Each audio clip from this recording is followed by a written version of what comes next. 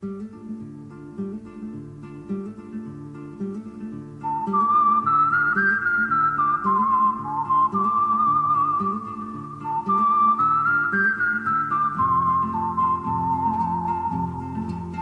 are listening to the In the Mouth of Dorkness podcast. Here are Brad, Lisa, Brian, and Darren. Welcome to another edition of the It Modcast podcast. Joining us is Brian Young, the Turtle Dork. Happy Friday, folks. Yay, welcome back. And also joining us is Lisa Gullickson, wife dork. I don't have anything cute to say. Splish splash. I'm dead. And also joining us is Brad Gullickson, mouth dork. Hello. Yep. And I'm your host, Darren Smith, the Disco Dork. And welcome to the It Modcast podcast. Fistful Friday. Pow, pow, power wheels. Oh. Wow. All right. Happy Friday, everyone. Welcome to the It Modcast podcast. Today is Fistful Friday, and our Fistful in honor of the release of Deadpool 2, which was too legit to quit, by the way. We have a Fistful of Deadly Pools. Yes, so apparently throughout cinematic history, there have been a number of occasions where your summertime solstice could also turn into a deadly contraption. I can't tell you. This is like the easiest list I've put together. Really? These came to me lightning quick. Like it started as a joke. We were going like, Lisa, what should we the top 5 be? And Lisa was like, oh, Fistful of Profanity. We're like, Darren, can we do Fistful of Profanity? And Darren was like, no, we've already done that. And I was like, oh gosh, well we should do a Fistful of Dead Pools. And I was like, oh shit, we should do a Fistful of Deadly Pools. Genius. And your list came to you Boom. like instant mother, Boom. father. All right. I'm not gonna lie. I had to work for mine, but I'm pretty happy with what I got. Brian, welcome back. You've been gone a fistful. At the very least, instead of having a challenging fistful to do on my own, at least I don't have to come up with your fistful for you. Yeah. So what do you got as your number 5 in your fistful of deadly pools? This may be a cheat, possibly. Could be one, maybe. If we determine that it is a cheat, can we send you back to the drawing board? I'm gonna hold strong with this pick. Okay. But it could be a cheat. Anyway, it's not necessarily a pool, but there is water and people are in it. Is this a deadly puddle? Is it an ocean? No, it's a Nightmare on Elm Street waterbed. Oh, nice. Okay. It's like an enclosed pool. Yeah, so isn't it when Johnny Depp gets killed? Yeah, but Yeah, it's not a and waterbed though. It's like it's a blood Is it a bed. waterbed? It's like It's a a blood blood bed. geyser. It's a regular bed, Yeah. but he gets sucked into it. But there's a pool of blood in the bedroom after his demise. Yeah, but I thought didn't he pull him down into the water? bed. He pulls him. He gets sucked into the mattress, and then there's a blood geyser that shoots up. There was a scene in one of the Nightmare on Elm Streets. Maybe wasn't. There's Johnny there's Depp's. another movie when someone has a waterbed, and in the waterbed there's a naked girl, and he can see the waterbed is clear, and he can see the girl, and she's calling his name, and he's trying to get her. It's that's one of the Dream. I think that's the Dream Master one. No, I think that's Dream Warriors. Yes, Yes, Dream Dream Warriors. Warriors. Yeah. That's the one I'm talking about. Dream Okay. Warriors. Okay. Yeah, with the waterbed. Yeah, Okay. that's the scene I'm talking about. All right. So, Still not a swimming pool, but no, okay. but We found the right move. It's water and somebody Okay. dies, so it's someone's in deadly waters. Yeah, okay. All right. Okay. so take I'm that. sure once all of that water settles down, it will make a pool. Yes. It will pool on. It's one of the best horror movie deaths. I mean, I love that sequence so much. Yeah, it's great. So that's it. My number All 5. right. All right. Okay. Deadly All right. water pools. You can only get better from here. All right, Lisa. Exactly. You're number 5. I decided to start my Fistful Soups classy, going with a classic film. I'm going with Sunset Boulevard, 1950, with the body floating in the pool. Yeah. Yeah, and then the whole movie is a flashback with the narrator narrating from the grave, Grey's Anatomy style. Yep. Is that what happens in Grey's Anatomy? You know what? I don't know if that's true. It's been a lot of years. Maybe it's Sex in the City. Is she dead? I mean, Sunset Boulevard, that's that was the one that jumped to my mind first. Yeah. Yes. And I knew Lisa was going to have it on there, so I had to pull it off my list. I'm so I thought sorry. you were going to have it. So Well, I I mean, pulled it, yeah. If Lisa didn't just say it now, it was going to be my number Do you one. know why I led with this? Because I knew other people would think of it, and I better get it out of the way. That movie I is knew Brian wouldn't think great, of it. though. Sunset Boulevard. William Holden's so good. And, I've never been like a major fan of narration in film, but I think that might be the best film narration. Oh, yeah, and Gloria Swanson. So good. Devastating performance. So, sad. manic. Yep. Oh, and that like opening scene with the like, my friend is dead, and it's like a monkey. Yeah. A really terrifying monkey. Great pick. Thank you. All right, B. All right. She took the great one. So this is the second one that popped into my mind immediately. Final Destination Part 5. Motherfucker. Yeah. It's a great pick. It's a great one. So like the man bimbo, the Mimbo Hunt, he goes to the pool. He's gotta get his tan on. And as he's walking to his favorite tanning chair, this brat kid squirts him in the face with a squirt gun from the pool. So he grabs that squirt gun away. He's like, "Damn it, kid! How dare you do this to me?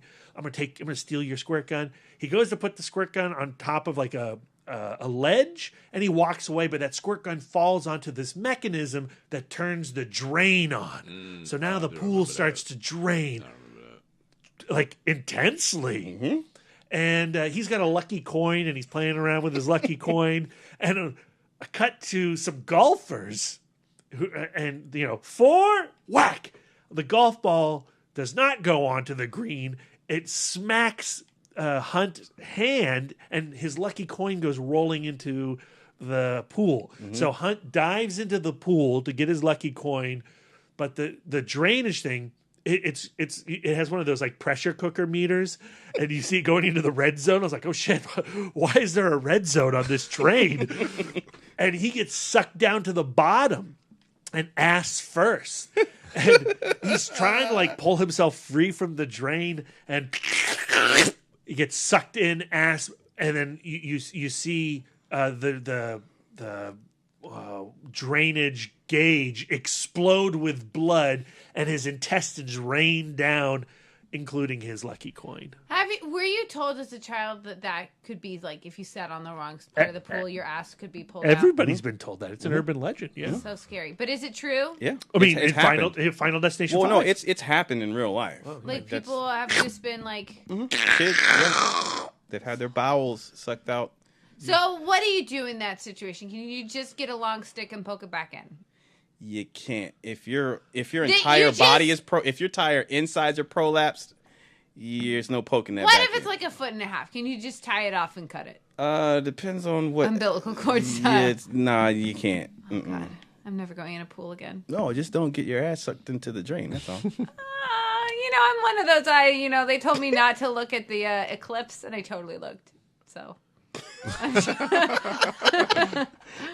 All right, great pick, Brad. God damn it, that's my number 5 as well.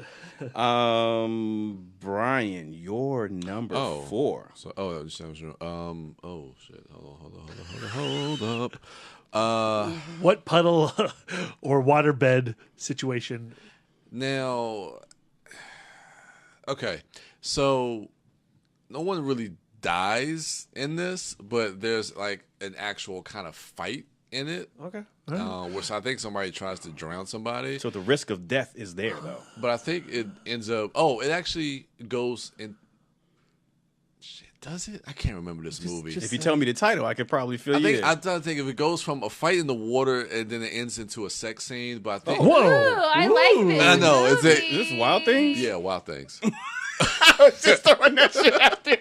All right. Yeah, with Nev Campbell and Denise Richards. The 3-way, right? Starts in the pool? No. The 3-way with No, Matt that's Dillon. in a hotel room. No, it's just between the two of them. Okay, But yeah. I think it's like they have an argument outside, and then they like push each other into the pool and have like a fight, and then they end up like making out and yeah. then Oh. having sex or something like that. So okay. it's basically just the two of them, and it's a pretty hot scene to be honest. I actually like that movie. The movie is pretty. It's got a great twist to it. That like back then, seeing that ending, I You was shouldn't like, talk about Kevin Bacon's Mr. P like that. Oh yeah, that's right. He does go full frontal. But yeah, I do dig that movie. If you haven't seen it, definitely check Bill that out. Murray is awesome in that. That's film. right. He is in there. He's like the lawyer or somebody like that. Yeah, He's so good. Yeah, he's really good. I haven't watched that in forever. Yeah, it's been a long time, and that has a really, really good twist ending. All right, great pick. Lisa, your number 4.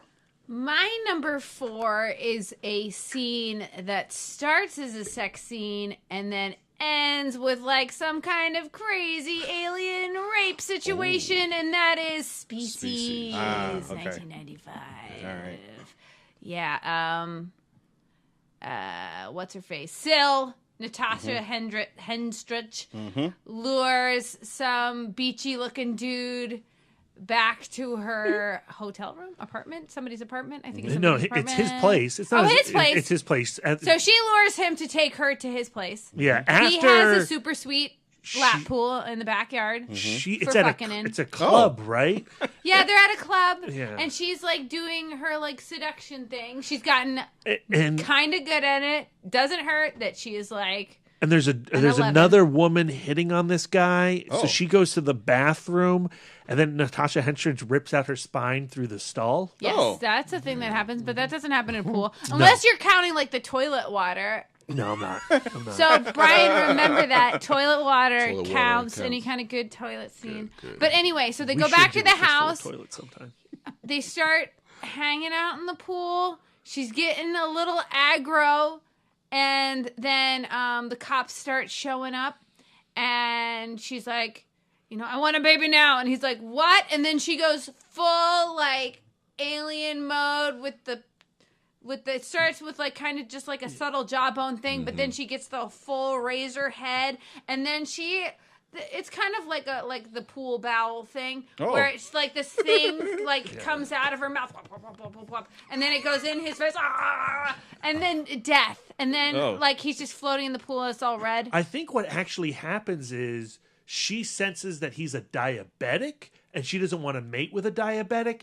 So she says, you know what, never mind, we're not going to have Cut the sex. losses. And then he's like, no, you've got me naked into this pool. We're definitely having sex. I'm going to rape you now. Oh. And then she does the thing with the face. I rewatched this scene today. I did not get all of that subtext. Yeah, because I think you learn in the next scene that he's the diabetic based on Brad his is cabinet. clearly. I love Species. I see. I've Yeah. seen the movie one time under the pressure of Brad going, I love this movie. I enjoyed it. It's The terrible scene was and memorable. great. Yeah. Natasha 1995. Henstridge. She is, Is that the one when the guy shot himself in the head on the porch with the shotgun and it blows up, but he can't die? No, because he's infected? that's part 2. Okay. I haven't seen That's part all I two. remember because his head exploded. All right, great pick, Lisa. Thanks. I have to go back and rewatch. I haven't seen that movie in a long I've got the Blu-ray. Does it hold up? That's interesting. All right, Brad, you're number 4. My number 4 is a classic scene. It does not end in a death in a pool, but an old woman certainly wishes she was dead when she witnesses this. It's 1980s Caddyshack. Is it Cocoon? No, it's not Cocoon. 2 kids at the pool on the golf course. They're arguing with each other over a Baby Ruth. The Baby Ruth accidentally falls into the pool. Another child sees the floating Baby Ruth, thinks it's shit, screams shit. Everyone in the pool freaks out. They have to call in Bill Murray's Carl Spackler to drain the pool. And he discovers the fecal matter, but it's not a fecal matter. It's poop. It's a baby. No, it's a Baby Ruth. Oh. And he takes a bite out of it. Oh, no. And then the old lady goes, oh, and faints. Oh my God. Have you ever been in a pool where there was shit in the pool? I remember one time we comment. were playing. No, we were playing sharks and minnows in the deep end, and my strat was always to swim all the way down to the bottom. And then you come face to face with the Baby Ruth. And my initial reaction was just straight fear and denial. Yeah, sorry. I can't say I had that pleasure, so no. I don't ever want to have that It was pleasure. like just thinking about it sends like terror shivers. through Yeah, my let's think body. about happy shit. I mean, happy stuff. Happy stuff. It's poop. All right, my number 4 is It Follows. So at the end of the film, the teenagers think they have a way to defeat this unseen entity that is transferring from person to person based on that person having sex with another person, passing this invisible curse along. And so they lure it to a gymnasium swimming pool, and they're going to try to plug a bunch of electrical objects up and throw it into the pool once the entity is lured into the pool. That doesn't quite work out, but it is an interesting. It's a really good film, and while I don't necessarily know that I think that course of action was the best course of action, I've gone on to read that the director said that that's kind of the idea. These are just kids. These aren't kids who come up with the right answers for this thing. That ultimately, at the end of the film, they don't end up necessarily beating it so much as finding a way to live with it and are continuing to seeking out someone to pass it on to. So I don't know. It's a very good film, I think, as far as horror films go, and where we are now in our current climate of horror movies. I think this is one of the ones that stands out to me because it does something different while connecting to something that a lot of people can potentially relate to, and that is the people that you sleep with and the secrets or the dangers that may be inherent in those people. And so, yeah, I really dig this film. This was one, I think we saw this at a Lost Weekend. Like, wasn't it one of it was the Lost Weekend 3. 3, yeah. And I remember going over well with the crowd. I remember seeing it again subsequently and then really enjoying the film. And so I don't know has that filmmaker done anything follow-up-wise? He's got another movie with a pool sequence coming out, Under the Silver Lake, with Andrew Garfield. Yeah. Yes. I'm looking forward to that. That movie looks interesting. Cool. Just off the strength of It Follows, I'm very much looking forward to that. Plus, it stars Andrew Garfield, and so that doesn't hurt either. So, yeah, that's going to be my number 4, the swimming pool and It Follows. Brian, your number 3. So I guess deadly can be also self-inflicting. So if someone sees a pool and thinks that they want to maybe commit suicide, and so the pool itself is not attacking. It's not like that movie about the killer tire. It's not like pools are being rubber. I love rubber. Yeah. It's not that. It's not pools attacking people. No. Oh man, it's not a deadly pool in that way. But good setup. Yeah. Which actually has nothing to do with my pick. But, ain't that a bitch? Yeah. It's Ferris Bueller's Day Off. Yeah. With Cameron when they're at, I forget what house they're at. I haven't seen the movie in a while. But him and his girl, oh God, what was her name? Mia Savara? Yeah, Mia Sarah. But her name in the movie, goodness, I can't remember. But forever since I've watched this film. But they're in the jacuzzi, and Cameron is just staring down at the bottom of the pool. Because they've already messed the Ferrari up at this point. No, they haven't messed the Ferrari up yet. No. So why was he bummed out? Oh, I can't remember. No, they didn't mess the Ferrari up. This is when the valet people took it on the joyride and he saw the mileage. Oh, and yes, yes. And so they try to snap him out of it. So he falls into the pool and he sinks to the bottom. And Ferris is he goes in and tries to save him, and he ends up saving him. He's like, Ferris, you're my hero. And so he was basically just playing the prank joke on him. But I just thought that was funny because throughout the whole movie, Cameron is just that character that's kind of neurotic and all worried about his day, very sad and worried about what his father is going to do to him and girlfriend. Yeah, but I love that moment at the end where he's smashing the Ferrari and then it ends up going out the back of the garage and his look. But I don't know, that's when Cameron has his moments in that film that he kind of, even though he's not facing his father.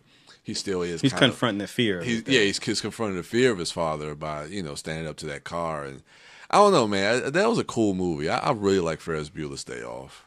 All right, I'm grateful that was your pick because in you talking about that, it made me think of another pick that I'm going to use. Okay, Lisa, your number 3. My number 3 was a sneaky fave from 2015. I was not originally on board with this film, but it completely turned around in my head with the second watch, and that was 2015's A Bigger Splash. Yeah. This is one of those movies where, you just feel like, I get it. I'm here to watch people be sexy in Italy and eat food, and it's gorgeous. And then all of a sudden, like, spoilers, guys, if you haven't seen this movie yet, but, like, in the last, like, feels like a third of the movie, Matthias Schoenaerts kills Ray Fiennes in a pool. Yeah. And then the last bit of the movie was them going like, we're just going to not talk about it. And I'm like, shit, why wasn't that what the movie was about? Why didn't they kill Ray Fiennes in the beginning? And then we watched this like movie about these people in Italy trying to cover up like this mysterious murder. But then like watching it a second in a pool, by the way, did I mention that?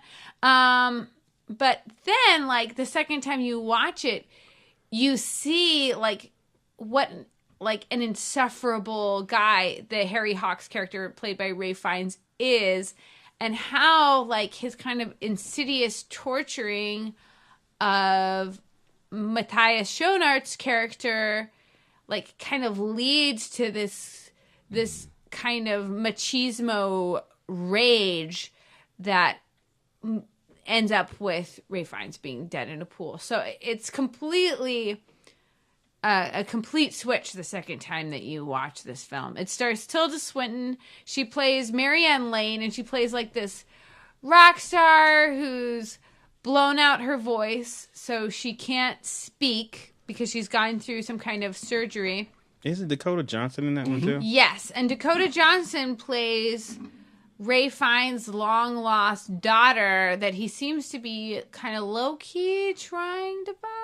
Like, low-key. It's, like, the movie's totally twisted and weird. So, like, Ray Fiennes is trying to get Tilda Swinton back. Like, they were, like, together at the beginning of her career when she was coming up. He's also, like, in the music business. And when they didn't work out, he helped set up Tilda Swinton with Matthias Schoenaerts, and but he's still a little jelly, and he's still trying to totally into her. So he shows up. So she's on this like retreat in Italy, and Ray Fiennes just comes up going like, "I'm an unpredictable, crazy guy, and how much fun am I?" And he's completely like aggressive and effusive, and Tilda Swinton's just kind of into it, and he brings up all of these old excited feelings that she had, and Matthias gets a little jelly. Does he get away? So he gets away with this shit? I'm not saying, but things get drowny. Did you watch it? Yeah, it was at a Lost Weekend. Yeah. I don't think I saw it. But it's easy to zone out. Like you can at Lost Weekend, sometimes you have to self-preservation leave, mentally leave while you're in the theater. But I suggest giving it a rewatch. It's visually stunning. Yeah. Ray Fiennes is amazing in it. He is so abrasive. The director's re-teamed up with Dakota Johnson and is doing Suspiria remake. I don't know how She's I feel in the about Suspiria them. remake? Mm-hmm. Oh. Luca Guadagnino. Yeah. Good pronunciation. I'm bad at names. All right. But yeah, there's totally a pool, and it's totally deadly for Ray Fiennes. All right. Good pick.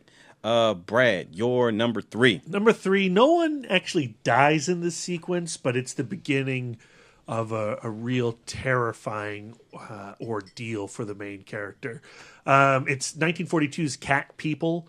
While Alice is enjoying a late night dip in the basement pool of her apartment, she begins to get the sense that an animal is stalking her around the pool, edge of the pool, and she screams out in terror.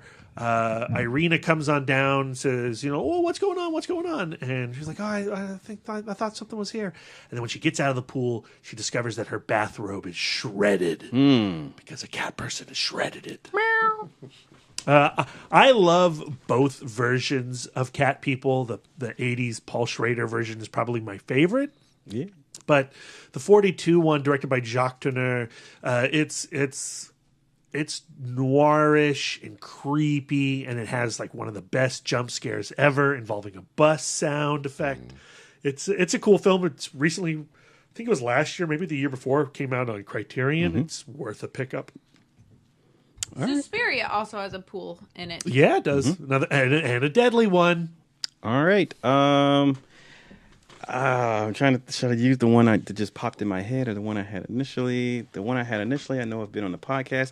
I've used Poltergeist before on the podcast. My God! Yes. Okay, so I'm not going to use that. What popped in my head when Brian was talking about his fistful is Lethal Weapon. So there's a scene early on when Martin and Murtaugh and Riggs first partner up, and they're in a hotel, and this is part of Murtaugh learning just how suicidal Riggs actually is. So coupled with what will come later, that jump off of the building when the with the suicide jumper, do you want to jump? Do you really want to jump? So before that, I think there was the sequence in the hotel room.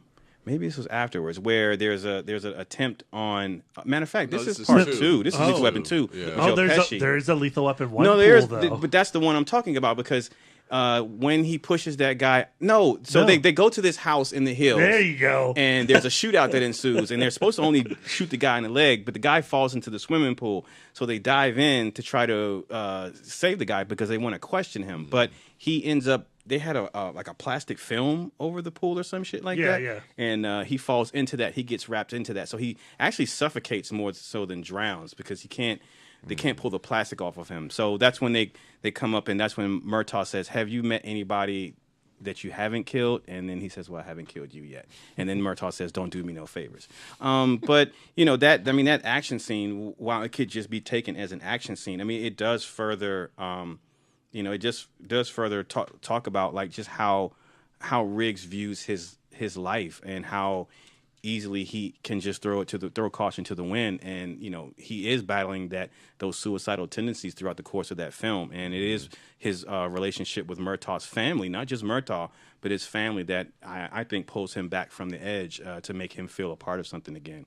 But yes, there is one in part 2. That's right. But this one I'm talking about was the one in part 1. So when I was a kid and I saw that sequence, I was profoundly disturbed by the tarp, concept of, and I remember, living in San Diego, going to friends' houses who had pools. I never had a pool. You would see those tarps, and they were there so that children wouldn't like wander into the pool and drown. But then I started to fear the tarps because of Lethal Weapon. Yeah. So someone actually dies in this pool. And that's my number 3. Brian, your number 2. So my number 2, this is a pool that actually transforms, almost like Species a little bit. It's an alien life form that kind of swims through a pool to grab somebody, sucks them in. This is going to be on my list. Yeah, the Faculty. Oh, okay. Yeah, that's a good pick. Great pick. Towards the end of the film. So this is like a shape-shifting, if I remember correctly, shape-shifting time. And I love this film, just the whole idea of it being in a school setting. Of course, this is Kevin Williamson, who had from Scream fame and Dawson's Creek that I loved back in the day. Is this where you fell in love with Josh Hartnett? Kind of, sort of, but yeah, I had a real. I want an outline of that whole romantic adventure. It was this one. I had a Josh Hartnett period, man. I was like, this dude's. I remember this dude's going to be something one day, and I'm going to be there from the beginning as the number one. I've been with you since Zeke, man. Zeke. I know, right? Cool. And this is a great film, but yeah, this is when Clea Duvall. They were her and Elijah Wood were running in the gym, and it was the pool, and the monster goes into the water. I guess transforms, and then like it takes its tentacles and grabs Clea Duvall and like smacks her head like on the floor and drags her down into the pool. And it was I really that was a pretty cool scene, and especially the way that Rodriguez shot that one scene where you see the water splash up as she runs before she gets pulled down. Used in all the trailers. Yeah, that was a good trailer shot. But yeah, this had a great young cast, and Elijah Wood. This is literally right before Lord of the Rings hit. This was 99, And 2 years later, of course, is when Lord of the Rings hit. Yeah, I mean, this was, like that era Dimension films, post-Scream. Yeah. You're just like, they're making all the best horror films, man. I know what you did last summer. Oh, yeah, that's right. I know what you did last summer. And, Phantoms, yo. those were I like movies. Phantoms. Yeah. Oh, those were you and Jason Mewes. Yeah. Well, really? Interesting. Okay. But yeah, the Faculty, I still like that movie. Those movies, like you say, those Dimension films live in a particular time, a particular era. But I can still have fun going back and revisiting a lot of those films, the Scream films. I Know What You Did. The first one, I Know What You Did Last Summer. The Faculty. Halloween, H2O. That one too, Josh Hartnett. That's a crowd-pleasing movie. I saw that in the theater. From Dusk Till Dawn. Oh, yeah. Yeah. From 96, From Dusk Till Dawn. But H2O, I really enjoyed that. Okay. It did, man. When she cut his head off at the end and that music kicks in, everybody was like, yeah. Turns out that was the ambulance driver. Ain't that a bitch? Busta Rhymes coming to save him. Stop. Is that up for your pick? We got to leave before he starts talking about this shit. Lisa, you're number 2. My number 2 is a film that gives us two pools for one. Oh. And but I don't know if this really counts as a pool. It's like a big it's a bucket. One person can swim in it at a time probably. And the movie is The Prestige. So at the beginning of the film we have the woman who drowns in the thing. They do the trick where, like, they put her in the water and they tie her up, and then she's supposed to, like, untie herself and get out. And Christian Bale ties too tricky of a knot, and she dies in the water. And Wolverine gets pissed, and then they have like a career Schism. Nemesis. They become nemesis. Recording a long time. Nemesis. So then Hugh Jackman feels this pressure to do one of Christian Bale's tricks, the transported man. So he gets the help of ingenious inventor scientist Nikola Tesla, who builds a machine that is essentially a cloning machine. And the way he does his... Oh, spoilers, guys. The way he does the transported man trick is that he clones himself. And but the problem is now there's 2. So what do you do with the extra Jackman? I would never waste a Jackman, first and foremost. Oh, okay. The floor would open up, and Jackman 1 would fall into the bucket of water underneath the stage and drown like his wife. It's poetic. It's beautiful. Is it? Totally a pool, like an above ground body of water, intimate pool. So Super intimate pool. like the other pool I was thinking about, and then Brad was like, "That's not a pool." Was like the in RoboCop, the toxic waste, because it pools on the ground like. And it creates a pool of toxic waste. I would have given you a pass on that one just because he exploded when he got hit by the car. Brad, that's the general rule of thumb. He has like a little melty moment. He became a pool. Yeah. Yeah, he became a pool. That's like. Oh, I love it. All right. So if you didn't like the Prestige pick, then you can go for the Robo pick. I think the Prestige pick's pretty great. Okay. I'll accept that. I'll accept that one. I don't have a choice actually, because Lisa would kill me. Oh, yeah. She put you in a little personal, intimate pool. Yeah, oh, no, I don't want to do that. Little pool for one. No, there's only one disco. No disco clones. Ground pool for one. No. All right, B, your number 2. My number 2 comes from a terrible movie. An awful damn movie. it. An awful film. Passengers. Oh, God. That's a great fucking scene, though. Chris Pratt and Jennifer Lawrence. Where Pratt awakens early on this long space voyage and he can't handle being alone by himself, so he cracks open Jennifer Lawrence's cryostasis tube and says, "Oh, it was an accident, so now it's just me and you, beautiful lady." But she doesn't particularly like that, obviously, you creepy rapist man. But while they're like trying to fill their days, they find activities, to pass the time. And one of those activities is a really cool pool that's in this space station or no, in this spaceship. And unfortunately, though, the gravitational field gets wonky in this one area of the station, and the pool rises out of its pool bed, and she gets trapped in a floating glob of pool, and she's like desperately trying to free herself from this orb of water. And I thought that sequence actually was pretty great. It's really stressful for me. Like drowning, like stuff with drowning, like that's a. Did you ever have that as a child? Did you almost have like? Did you have one of those like where you drifted too far away from the edge? No, I have one where I was in Annapolis. My best friend at the time, Steve Cadiz, I was with his family in Annapolis. We were at on a pier, like out on a pier, and like I guess it was by the beach. And I thought, like, I don't know what I thought, but I jumped off that pier.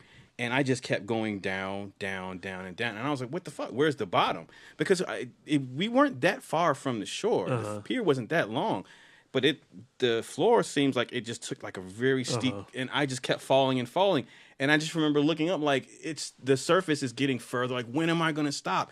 And I started to paddle, swim up to the top. And I was so far away. I didn't hold my breath. I didn't take as deep a breath as I should have because I thought it was going to be shallow. And I've already run out of breath at this point, and I'm still paddling, and I'm like, oh shit, I'm about to die. And I start to go back down. And Steven, we were like 12, maybe 13, I don't know. He grabs me from behind around my chest, and he saved my life. Oh like my he God. swam to the top with me and saved my life. Yeah. Well, I was in a pool once, and I went too far from the edge, and I was like, Scary though. and I paddled over. Brad is not much of a swimmer. No. You don't want to swim? No, I know how to swim. I just don't like. No. I just don't like okay. swimming. Okay. So, well, I've since learned how to swim because I I don't can want that paddle, happening Lisa. to me. But yeah, that's a drowning. And especially seeing that in movies. But that particular scene in Passengers, I remember just being stressed out by that. Like, oh God, because There's the no escape. if you haven't seen it, listeners, the water rises out, and just like water without gravity in space, it doesn't have. It becomes like a globule. Yeah, it's formless, right? And there's no. And so every time she tries to swim to quote unquote, I'm doing air quotes, the edge, the shape of the glob would change, and it would push that edge theoretically like further away from her. Like it was. Oh my goodness, it's That's so just stressful. scary. Yeah. Yeah, unfortunately, that movie is hot garbage. Oh, yep. Not that scene though. That scene's That great. scene's great. This is what I'll say that for my number one. Okay, all right. My number two is going to be from a film called Let the Right One In. There is a scene. So there's a character in the film who is bullied by these kids, and later in the film, this bullying comes to a head, and they're bullying him while he's in the swimming pool, and they're holding his head underwater. Let the Right One In is about this relationship between a boy and a new neighbor or a neighbor of his who turns out she's a vampire. And so throughout the film, there's this budding relationship between these two kids.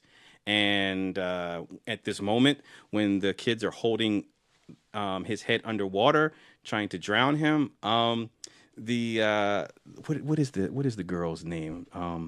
Jesus, I had it pulled up. The vampire girl comes, and it's a really cool shot in that the camera's underwater with the boy who's being drowned, and suddenly you can kind of hear the audio is distorted because you're hearing from the point of view of the kid underwater, so you can hear this distorted audio. There's something going on, and the next thing you know, you just see body parts start to fall in the water, like bloody body parts, and the vampire girl has come to rescue the little boy, and she's shredding these kids up. And it's really gnarly when you think about it because this kid is tearing these other kids to pieces, like literally. But she does it to save the life of her friend. And it's a very effective scene, especially because, with the film and the director, the movie's directed by Thomas Alfredson, and it stars as the little girl, Lena Linderson, and her name is Ellie in the film, and the little boy's name is Oscar. The film does a good job of bringing these two together in a way where you buy into their friendship, and it doesn't end like how you think it does. And there was a remake called Let Me In. Let Me In. Matt Reeves directed it. That's really good. That's a good film. But I prefer the original. Not saying that you should make a preference, but check both of them out. But definitely check the original out. And yeah, I just found that like a really effective scene. Yeah, let the right one in. That's my number 2. Brian, trying to think what your number 1 is. I have an idea, but I don't. What's your number 1? Well, after I give kind of this preamble of what I'm going to say, as I've been saying, going to what you said earlier, Brad, about the tarp being scared. This is kind of deadly because this is kind of the weakness of this character. This is a good pick. Yeah, This is a good pick. Unbreakable. David Dunn. Yeah. I messed his name. I said Kevin Dunn before, which is the actor, so I want to make sure I get his name right. It's David Dunn. David Dunn. Yeah. His weakness is water. Probably the best sequence in the movie is when Sam Jackson tells him to go where people are, and he finds this one guy who has this family trapped in a house, so he follows him back to this house, and he goes into the room, and then the guy sees that he's there. He pushes him over the balcony, and he falls to the pool. And this is such a great scene, just the way that it's shot and the way it looks with the rain falling and the way that it's lit. The score is just phenomenal. And then when you see Bruce Willis realize that he is on top of the tarp, and it starts to sink in, and you talk about that whole idea of just being just claustrophobic and suffocating and everything like that. And when those kids like take the pole and he pulls them out, and it's such a heroic shot when you see him like just in slow motion with the music, like pull himself out of the pool, and then the camera kind of let low angle, like it just kind of dollies back, and you see the kids there, and you see like his poncho like just flapping down, and it's such an iconic shot. Shyamalan did such an amazing job just creating that character and creating that film and really telling that first act of a superhero story. So that's my number 1, Unbreakable. What if in Glass, since Shyamalan's doing the whole shared universe with his films thing, what if it turns out that David Dunn is really one of the aliens from Signs? Because they were allergic to water too, remember? Oh yeah, that's right. Water is a big thing, and I like Signs too. Yeah. I like the Lady in the Water has a pool, right? At the hotel. I never saw that movie. Good move, Brian.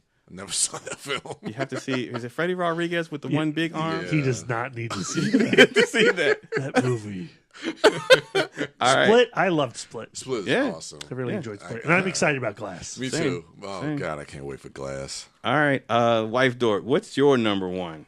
My number 1 is The Deadliest of Deadly Pools because it's full of piranhas, and the movie is You Only Live Twice. James Bond. Movie. Okay. Blofeld has a pool full of piranhas, in which he pushes women and assistants. Yeah.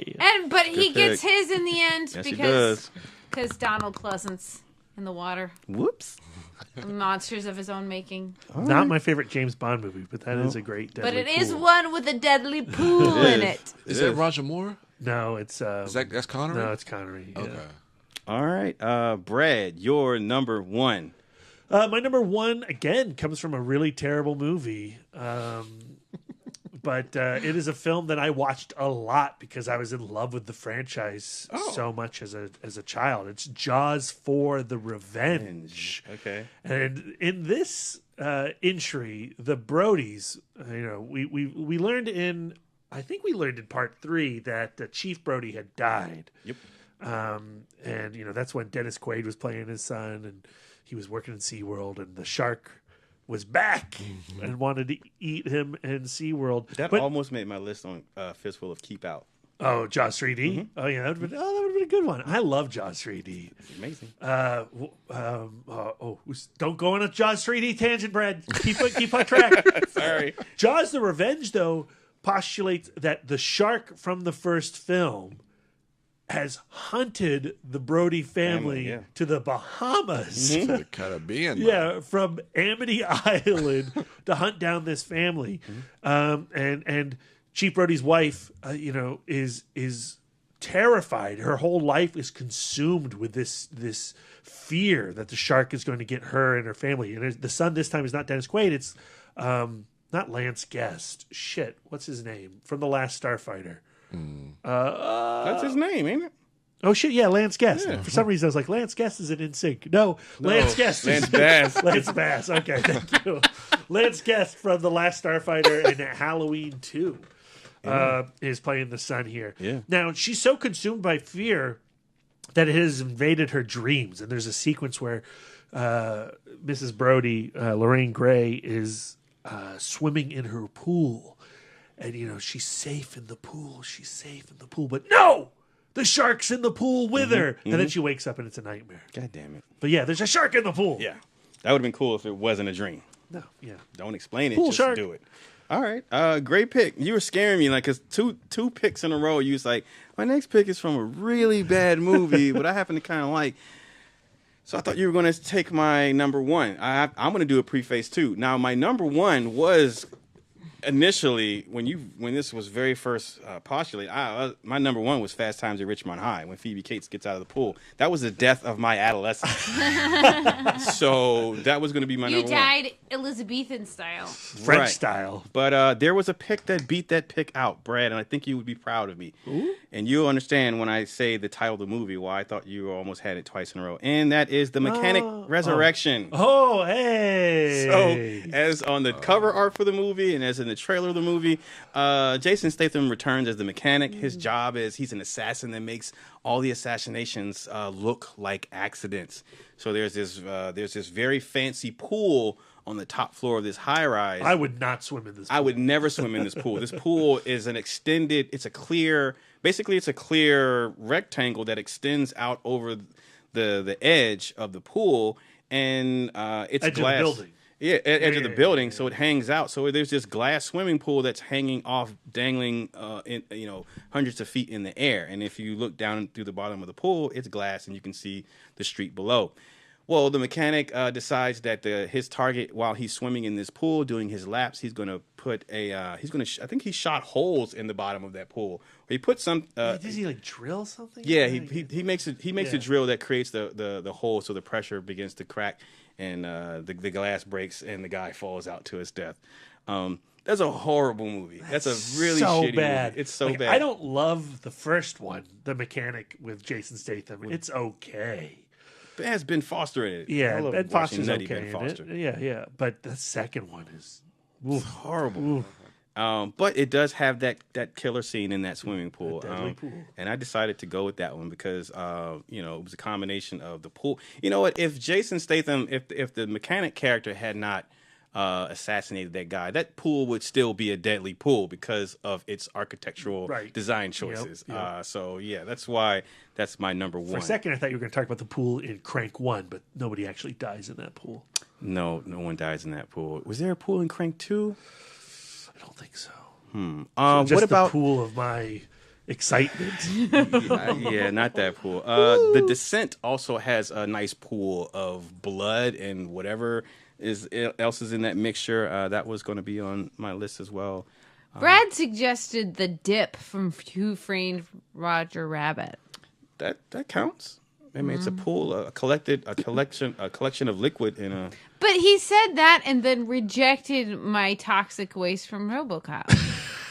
Oh, he's being facetious at that point. Yeah, that's all that is. I think somebody needs to be rolled into traffic. Two great picks. All right, hit us up on social media and let us know what your Fistful of Deadly Pools are. Yeah, and they've got to be deadly. You can't just say like Burt Lancaster's the swimmer. Right. And don't be like Brian. Like, let it actually be a pool. Brian gets a pass because he's on the podcast, but you all don't get a pass. When you hit us up with your fistful, you need to let us know. Mine's more legitimate. What are you talking about? The first one? The bed. Brian, that's a pool. It was a pool. It looked an awful lot like a pool. I haven't seen this movie, but I'm just sticking with Brian. It was a pool. It was totally a pool. Well, hit us up on social media and let us know if you I think can smell chlorine through the screen. The bed in the Nightmare on Elm Street film that Brian is talking about is an actual pool.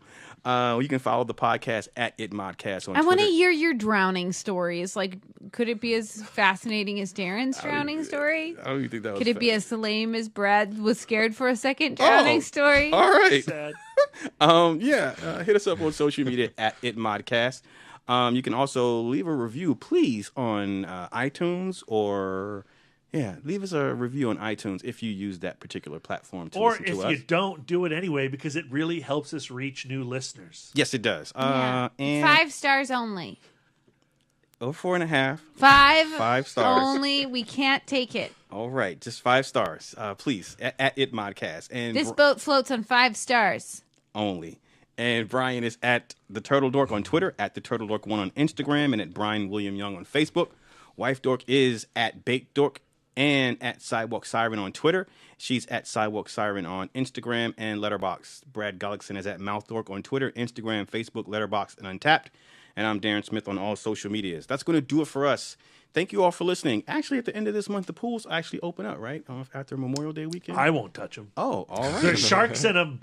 Oh, there's that. And you could get your guts sucked out, your ass. Yeah, I don't want to be like Hunt. All right, that's going to do it for us. Thank you all for listening. Enjoy the rest of your weekend. And until next time. Oh, and practice pool safety. Yeah. Okay. Bring Get a the friend. floaties. Yeah, bring a friend. Okay. Floaties. Yeah. Floaty friend. Okay. And keep your baby Ruths away from my pool. Ooh. Yes. It's poop. It's poop.